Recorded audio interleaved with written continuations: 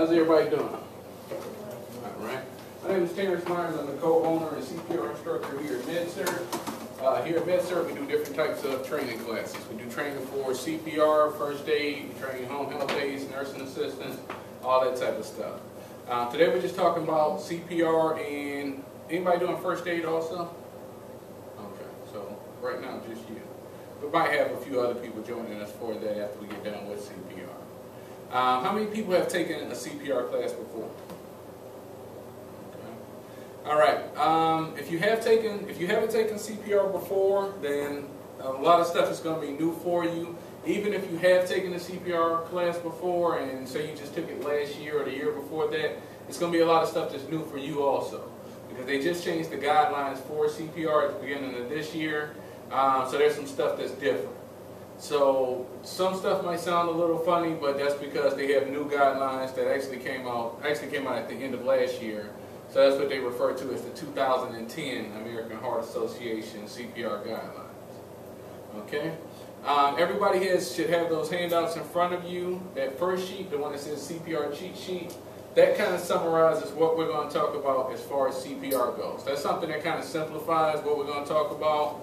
That breaks everything down step by step. Before we get into that packet and start talking about how to do CPR and practicing, first thing we want to talk about is the letters CPR. Anybody know what those letters stand for? Cardiac pulmonary resuscitation. Okay. Cardio, pulmonary resuscitation, or CPR. And basically that tells us that CPR has something to do with the heart, that it has something to do with breathing. So those are the different types of emergencies you might need to use CPR for. If you got somebody who's not breathing, or they're not breathing properly, then you might need to use CPR. If you got somebody whose heart's not beating or it's not beating properly, then you might need to use CPR as well. So there's a few things that we'll talk about that you can look for right away that's going to tell you, I need to do CPR or I need to do something else. Because there's a lot of situations that will call for CPR, but of course every situation won't call for it. So the next thing I want to talk about, let's turn to the page in that packet that talks about the 3 C's of CPR. 3 C's of CPR. And anybody tell me what the 3 C's stand for? Check, call, care. Exactly. Check, call, care. And that's the first thing you want to remember if you find yourself in an emergency situation. So let's say you were to walk into a room, you find this person, they're in the middle of the floor and they appear to be unconscious. That's the first thing you want to remember is check, then call, then care. And that actually goes for CPR or first aid. Any type of emergency situation, remember to do that first. So you actually want to check for 3 things. Anybody know what you would check first in that situation? Exactly. First thing you want to do is check the scene. And like she said, you want to check the scene for safety. The thing is, if I just walk into a room and I find this person, they appear to be unconscious, I really don't know what's wrong with this person. I just know whatever happened to them, I don't want it to happen to me too. So before I run over here and get electrocuted or something happens, I want to make sure that it's safe for me to even approach the victim. If it's not safe and I can't make it safe, I'll run over here, I'll call 911, I'll let them deal with the situation once they get there. If it is safe or if it's not safe and I make it safe, I want to move on to that next thing. Anybody know what the next thing you want to check after you make sure that the scene is safe is? Even if it's just a guess, what's the next thing you would check? Who's hurt? What's that? Like who's hurting? Well, you're going to kind of do that when you're checking the scene. Oh, I mean, like the clues of like what's going on. That's kind of part of checking the scene, but that's part of this also. And I would call it checking the victim. So the next thing you want to check is the victim. And to do that, you're going to go over to that person, tap them on the shoulder, shake them a little bit, and ask, "Are you okay? Are you okay?"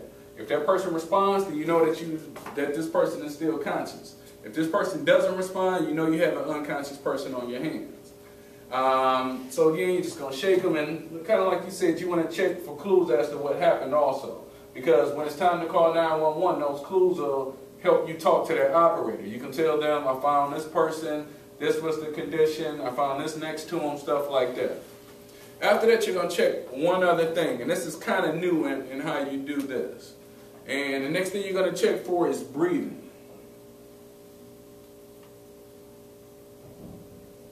So after I check the victim, if they're not responding, I'll look over them to check to see if they're breathing or not.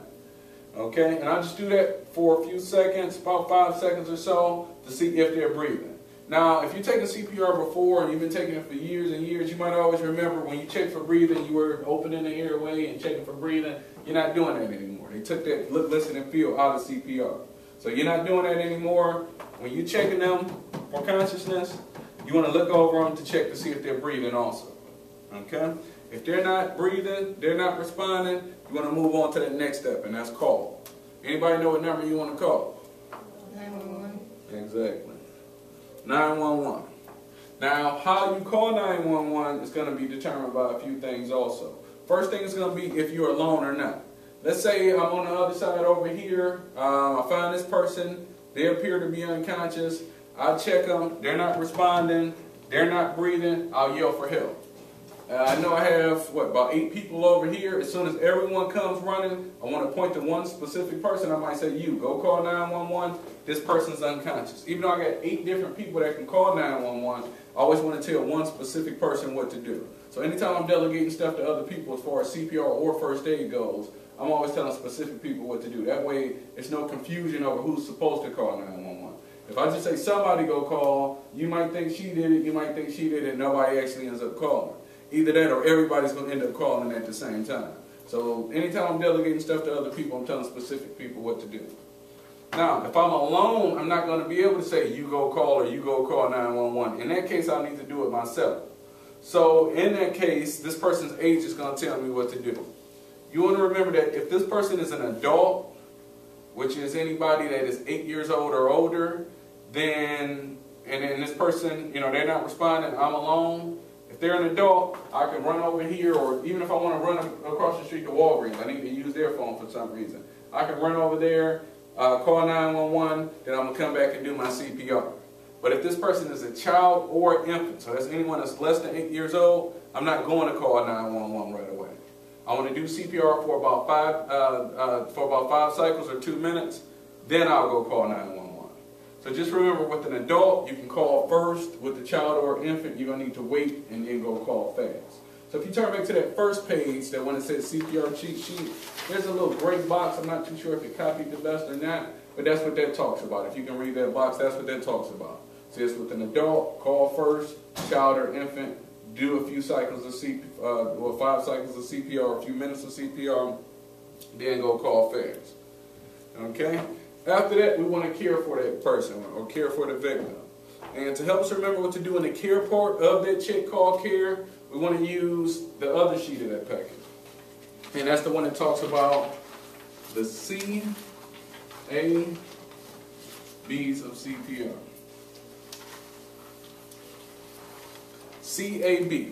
And that C stands for what? Okay. A stands for? Alright. And B is for? Alright. Now that's another thing that might look like I'm crazy or something if you've taken CPR before. If you've taken CPR before, you might remember it's always been the ABCs of CPR. It's been that way for a long, long time.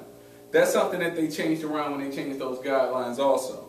So as you can see with this, with the circulation, then airway, then breathing, you're doing your compressions first before you do your breathing. So the first thing you're going to do is the compressions. So what that means is after I send someone to call 911, the very next thing I want to do is check for a pulse. I want to check for a pulse for about 5 to 10 seconds, and that pulse check is going to tell me what to do next. If I check for a pulse and there is no pulse, or if it's a very weak pulse, I want to put my hands in the center of the chest, and I want to start doing my compressions. Anybody know how many compressions you want to do in each cycle? Exactly. Still 30 compressions. That's something that they didn't change. So you're going to do 30 compressions. And anybody know how many breaths you do in each cycle? 2. Exactly. So they left that